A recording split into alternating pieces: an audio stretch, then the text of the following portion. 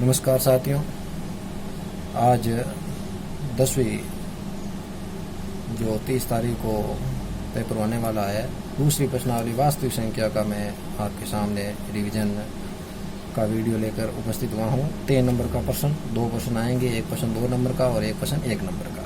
इसमें पहला जो 2 नंबर का प्रश्न आ सकता है, उनकी पहली संभावना है किसी संख्या को अपरिमेय सिद्ध करना। 2 तरीके का सवाल इसमें होता है। एक तो केवल एक ही संख्या होती है जिसमें 2 बार लेना पड़ता है, जैसे √2 है, √3 है, √5 है, इस प्रकार। और एक संख्या होती है जिसमें प्लस में जुड़ी होती है, एक अपरिमेय संख्या देकर दी जाती है। तो 2 नंबर के पैटर्न में इस टाइप का सवाल आता है। तो इसमें पहला सवाल है 5√3 को अपरिमेय संख्या सिद्ध कीजिए। माना 5√3 एक अपरिमेय संख्या है।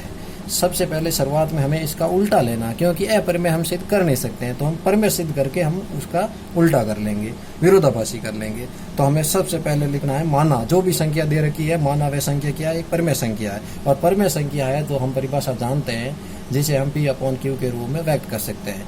तो P/Q के रूप में व्यक्त करेंगे तो Q≠0 हो जाएगा। क्यों हो जाएगा? क्योंकि अगर Q का मान 0 होगा तो संख्या पूरी अनंत हो जाएगी, अपरिभाषित हो जाएगी, इसलिए ये लिखना जरूरी है।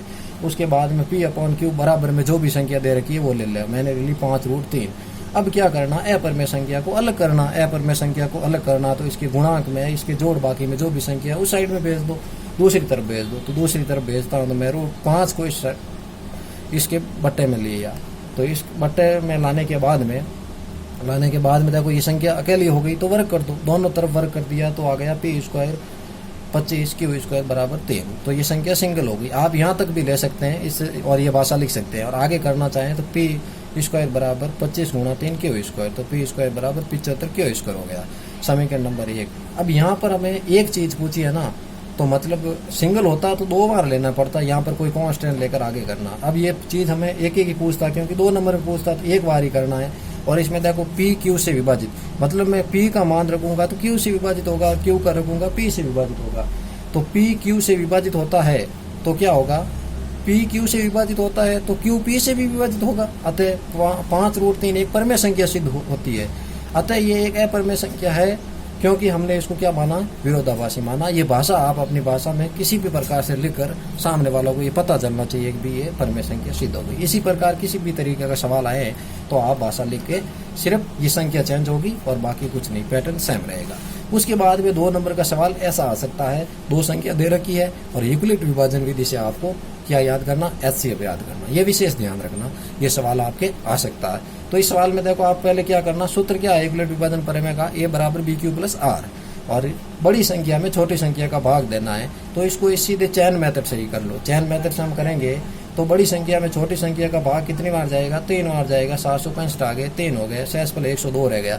इस बार शेषफल का भाग अगले वाले भाजक में देने, तो इसमें दिया तो कितना आ गया, 2 बार, ये और आ गया। शेषफल कितना रहेगा, 51। अगले भाजक कौन थे पहले, 102, इसमें भाग दे दिया, 2 बार गया। शेषफल 0 आते ही लास्ट बार जो भाग जाता वही अपन का क्या बनता है, HCF बचता। कैसी भी संख्या हो, बड़ी संख्या में छोटी संख्या का भाग दो और भाजक को क्या बना दो, भाज्य बना दो। और इस प्रकार आप शेषफल क्या लाओ, शून्य। जब भी शेषफल शून्य आएगा तो लास्ट जो आपका भाग जाएगा वो क्या होगा, HCF होगा।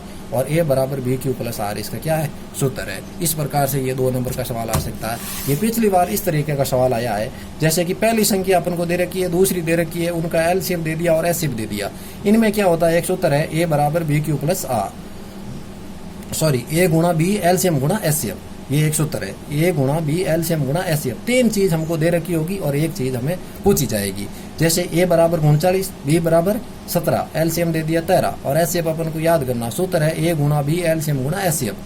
तो 39 × 17 बराबर 13 × LCM। तो ये 13, इसका मान याद करना, 13 इसके क्या आ जाएगा बट्टे में, और इसकी एक कट गया तो 13 थी 39, तो 73 या 51। तो इस प्रकार उत्तर। ये सवाल भी आ सकता है, संख्या चेंज हो सकती है, बाकी कुछ नहीं होता। जो हमने ये 3 सवाल पढ़े हैं ये 2 नंबर में आने के पूरे चांसेज है। बाकी इस प्रश्नावली में कोई 2 नंबर का सवाल आएगा नहीं। आएगा तो फिर इन तीनों में से ही संख्या चेंज करके आएगा। तो इनकी आपको क्या करनी है, प्रैक्टिस करनी है और मेहनत करनी है। अब 1 नंबर का सवाल इसमें आता है, तो देखो 216 के अभाज्य गुणनखंडों की घातों का योग, या तो पूछेगा गुणनखंड याद करो या घातों का योग याद करो। तो गुणनखंड याद करना है तो देखो आपको पता ही है, अभाज्य संख्याओं का भाग देना है। अभाज्य गुणनखंड है तो अभाज्य संख्या है, और अभाज्य संख्या की परिभाषा आप जानते हो, ऐसी संख्या जिसमें खुद के अलावा एक और खुद के अलावा किसी भी संख्या का भाग पूरा पूरा नहीं जाता है, और उसको क्या बोलते हैं, अभाज्य संख्या। तो उसका भाग देकर आपको देखना। संख्या छोटी दी होगी, इसमें जैसे 2 का भाग गया 108, 2 का गया 54, 3 का गया 27, 3 का गया 9 और 3 का गया 1।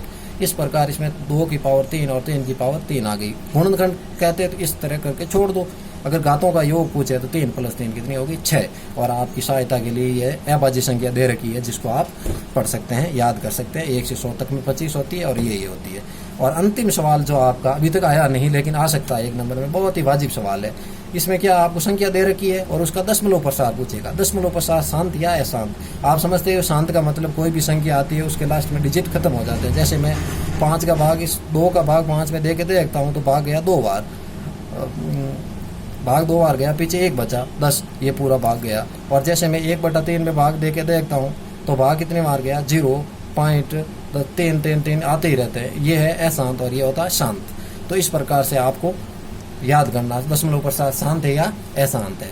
तो शांत अशांत याद करने के लिए अपन को क्या एक सूत्र दे रखा है, अपन को हर देखना, अंश अपॉन हर। हर में 2 की पावर n 5 की पावर m होना चाहिए। देखो 2 की पावर 2 और 5 की पावर कुछ है, यहाँ संख्या कुछ भी हो कोई फर्क नहीं पड़ता। अगर संख्या नहीं है तो उस a को 0 मान लो। किसी भी संख्या की पावर 0 इसका मान क्या होता है, 1 होता है। तो ये मान के हम कर ले, ये 7 एक्स्ट्रा है, 7 में कुछ भी नहीं होना चाहिए। तो 7 एक्स्ट्रा है तो यहाँ हम सीधा डायरेक्ट नहीं कह सकते हैं कि भाई ये दशमलव प्रसार अशांत है, लेकिन अपन को इसका चेक करना पड़ेगा। इसमें मैंने इसको चेक किया तो 3 का भाग दिया 47, 3 का दिया 49, 7 का दिया, ये आ गया, 7 की पावर 2 आ गया। तो मैंने ऊपर रखा तो 7 की पावर 2 और 7 की पावर 2 कैंसिल हो गया। तो हर का रूप क्या बना, 2 की पावर n गुना 2 की पावर m। इस प्रकार ये अपन के पास क्या बन गया, 2 की पावर n 2 की पावर m का रूप बन गया। तो इसका दशमलव प्रसार क्या होगा, शांत होगा। और दशमलव प्रसार पूछता है तो इसमें भाग देकर आप याद कर सकते हैं। इस प्रकार ये 5 इंपॉर्टेंट प्रश्न अपन को वास्तविक संख्या में है, और इन्हीं 5 में से एक प्रश्न आपकी परीक्षा में 1 नंबर का और एक प्रश्न 2 नंबर का आएगा। 3 में से 3 नंबर बिल्कुल इजी वे में आप याद कर सकते हैं। आशा है आप इनको पढ़ेंगे और अपने दोस्तों को ज़्यादा से ज़्यादा बताएंगे ताकि सबका फायदा होता रहे। धन्यवाद, जय हिंद।